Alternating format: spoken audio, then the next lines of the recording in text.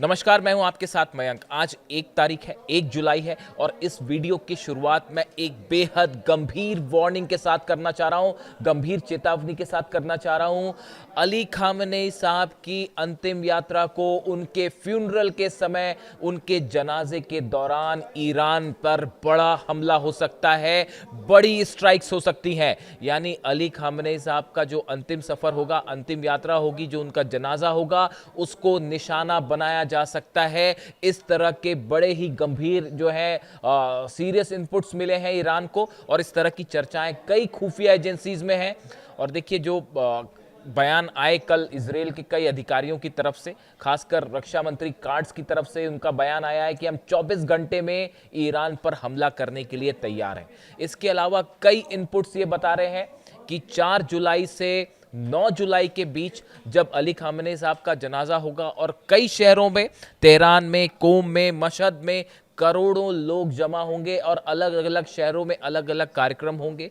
इस दौरान ईरान में कई शहरों पर हमले हो सकते हैं।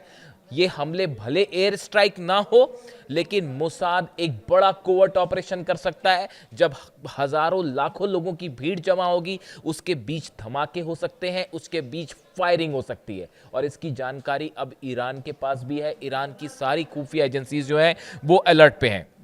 देखिए, जो इनपुट आ रहे हैं, आखिर ये जानकारियां कैसे बाहर आई। बताया जा रहा है इजराइल की तरफ से ऐसे दावे हो रहे हैं कि इजराइल की तरफ से, मोसाद की तरफ से एक बड़ा कोवर्ट ऑपरेशन शुरू हो चुका है। अगर आपने कुछ बातें नोट की हो तो ये बेहद गंभीर है। आईआरजीसी के political deputy commander, deputy head जो रहे हैं अकबरजादे, इनकी ईरान में एक बेहद संदेहास्पद परिस्थिति में मौत हो गई है। Mohammad Akbarzadeh, a senior official with Iran Islamic Revolutionary Guard Corps Navy, has died raising questions. ये नेवी से जुड़े हुए थे, आईआरजीसी से जुड़े हुए थे, डिप्टी चीफ थे, आईआरजीसी के बड़े ओहदे पर थे।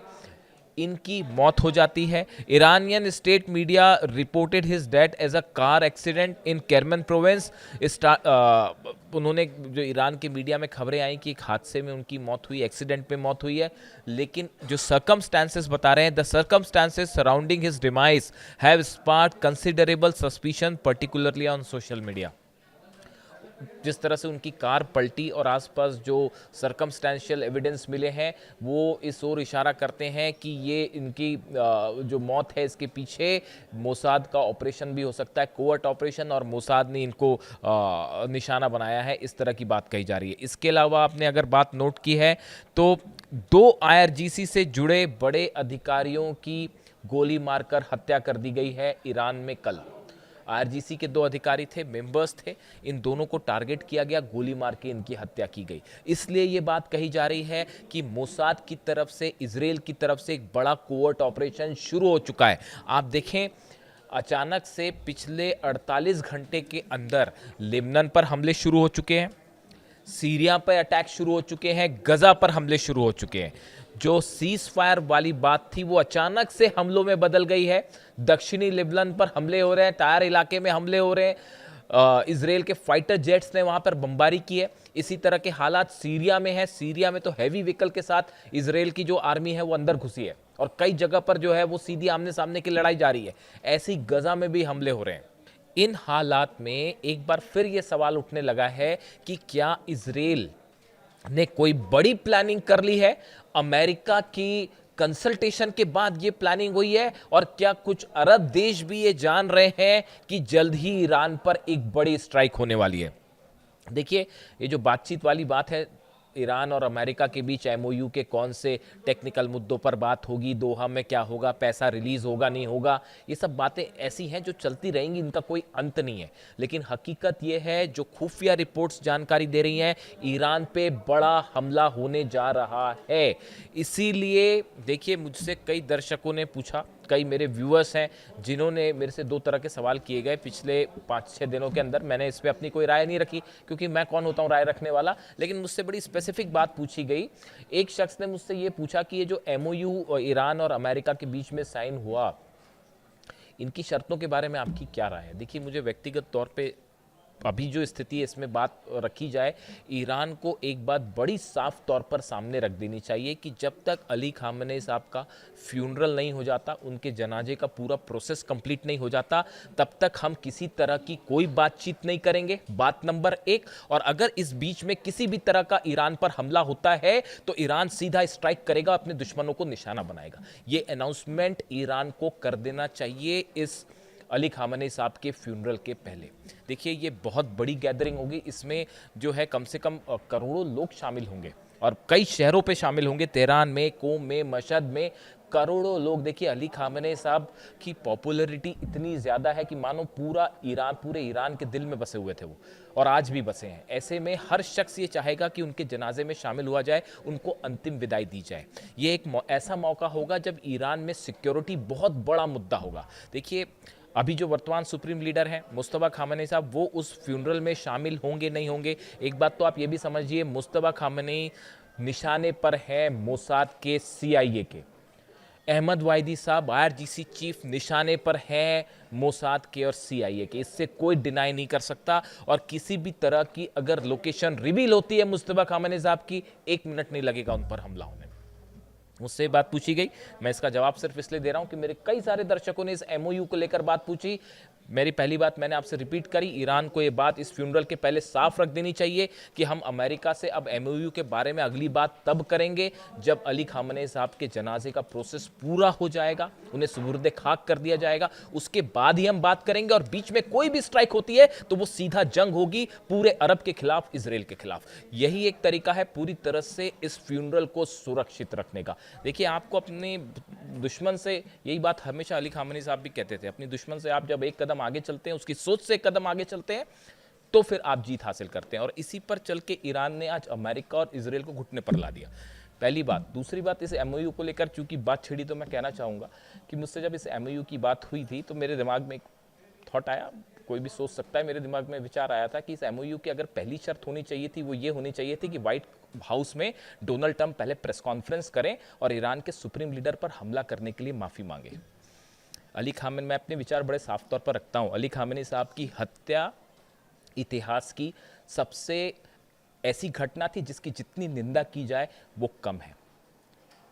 एक ऐसे शख्स थे जो कि सदियों में एक बार आते हैं और उन पर हमला बेहद निंदनीय था, इसकी तुरंत आलोचना होनी चाहिए। और अगर ये MOU है तो इसकी एक शर्त जरूर ये होनी चाहिए थी कि पहले अमेरिका जो है उन पर निशाना साधने के लिए माफ़ी मांगे, उसके बाद ही बात की जाए, वरना ईरान ने बात ही नहीं करनी चाहिए।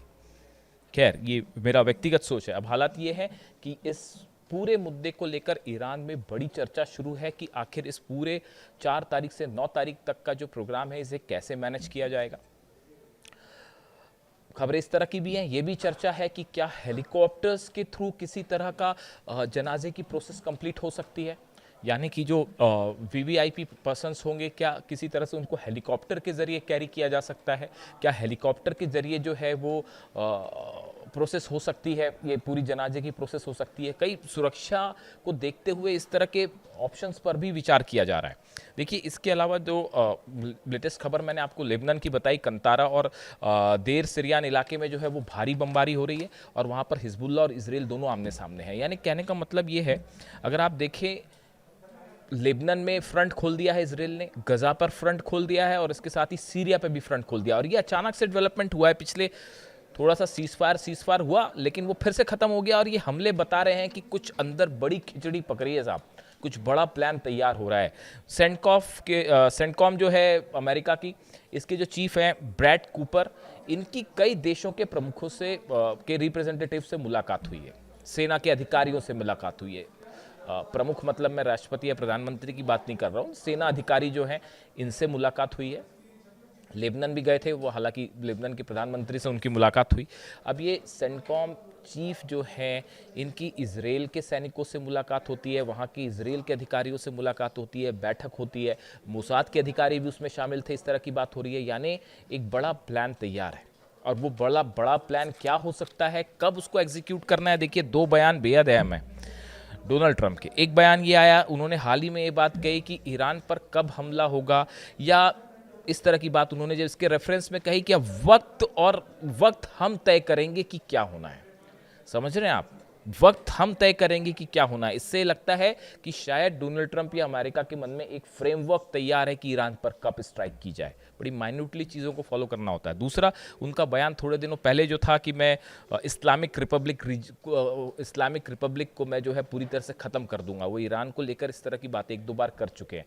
जब वो ये बात करते हैं कि ईरान को ख़त्म कर देंगे वगैरह वगैरह, तो उस समय वो इस्लामिक रिपब्लिक शब्द का इस्तेमाल करते हैं। ये बात इस ओर इशारा करती है कि शायद रिजीम चेंज ना कर पाना ये कहीं ना कहीं अमेरिका के मन में अभी भी है कि भाई हम इस ऑपरेशन में सफल नहीं हो पाए।